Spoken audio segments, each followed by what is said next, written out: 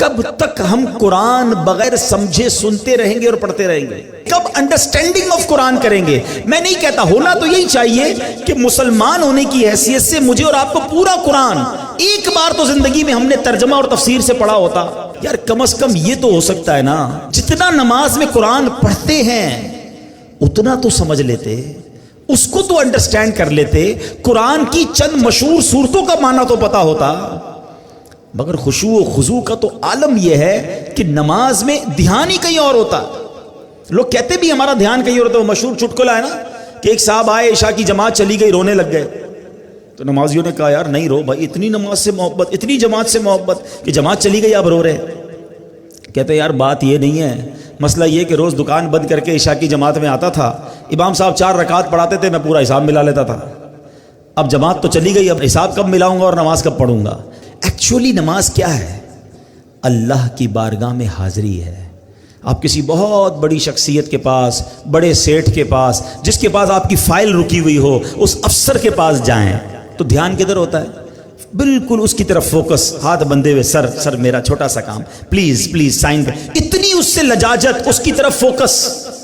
اور خدائے احکم الحاکمین کے دربار میں آنا ہے، دھیان کہیں اور ہے، سوچ کہیں اور ہے۔ خود سوچو، شرم آنی چاہیے۔ جس کا نماز میں دھیان کہیں اور ہوتا اس کو خود ہی اپنے آپ سے شرم آنی چاہیے، اور یہ شرم ہی، یہ گلٹی ہی تمہیں دھیان دلا دے گی، تمہیں خشوع دلا دے گی۔ اور دوسری بات کہ آپ ایٹ لیسٹ کم از کم 30واں پارہ ترجمہ تفسیر سے 2-3 بار پڑھ لیں، جب پتہ چلے گا نا کہ آپ بات کیا کر رہے ہو۔ الحمدللہ رب العالمین الرحمن الرحیم مالک یوم الدین۔ اب آپ قرآن کے ساتھ ہوں گے، نور کے دریا میں تیر رہے ہوں گے، رحمان کی بات ہو رہی ہے، رحیم کی بات ہو رہی ہے، اب اللہ سے التجا ہو رہی ہے، ایاک نعبد و ایاک نستعین، اے اللہ ہم تیری ہی عبادت کرتے ہیں، تجھی سے مدد چاہتے ہیں، اب آگے چلیں گے، اے اللہ اس راستے پر چلا دے جو تیرے پسندیدہ بندوں کا راستہ ہے، اس راستے سے بچا لے جو تیرے غضب والوں کا راستہ ہے۔ اب جناب رحمت کی آیتیں آئیں گی، دل جھومنے لگے گا، عذاب کی آیتیں آئیں گی، آنسو بہنے لگیں گے۔ واللہ میری بات کو سمجھ لو، جس کو قرآن سمجھ آنے لگ گیا نا،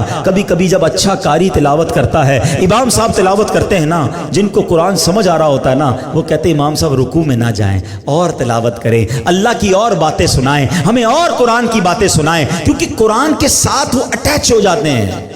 لیکن جس کو انڈرسٹینڈنگ ہی نہیں ہے اس کو کیا فائدہ ہوگا؟